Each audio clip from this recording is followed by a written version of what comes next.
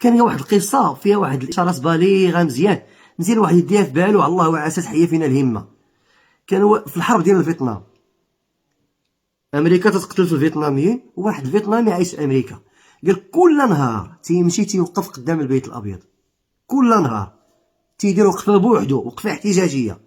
واحد النهار جا عنده واحد الصحفي قال له واش زعما غيديوها فيك انت واقف بوحدك هنايا، اش غدير كاع انت في ملكوت الله؟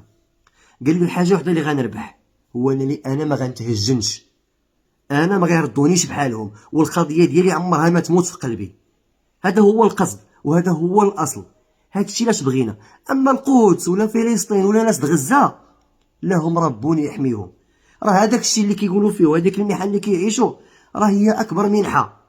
سيدنا ابراهيم الخليل عليه الصلاه والسلام قالوا له شنو هي اجمل ايام دوزتي ولا احسن حاله حسيتي بها؟ قال لهم حينما كنت في النار. هذيك النار اللي رماوه فيها بالمنجانيق واللي قال فيها الله عز وجل يا نار كوني بردا وسلاما. حنا مثلا نحسوا دابا الحاجه اللي كيحسوا الناس في فلسطين رغم الفيديوهات اللي تيجيو كنشوفوا ناس تيبكيو مدمرين، ولكن راه كاينين ناس اخرين عايشين واحد السكينه وواحد الطمانينه.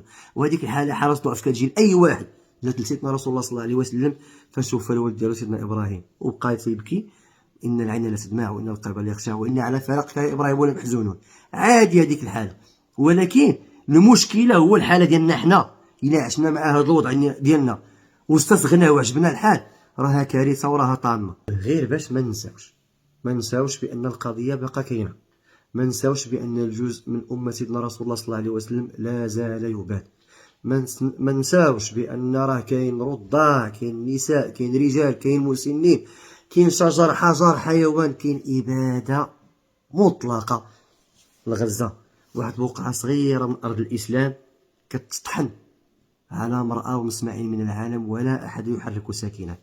عارفين بان بزاف المسلمين كيتحرقوا في بلايصهم، لا حول ولا قوه الا بالله، وحنا عارفين بان نصر الله جاي. ولكن باش نتعرضوا لنصر الله سبحانه وتعالى ونتعرضوا لموعود الله عز وجل، واللي ما تيعرفوش يمشي يقرا سوره الاسراء، خاصنا نديروا شي حاجه، خاصنا نتحركوا، خاصنا نكون حاط راسي في شي بلاصه، يا اما مع هادو يا اما مع هادو، ما كاينش بلاصه ثالثه، ما كاينش منطقه رماديه. كنخرجوا للمساجد، تنخرجوا للوقفات، تنبغيو نعبروا على استنكار الشعب.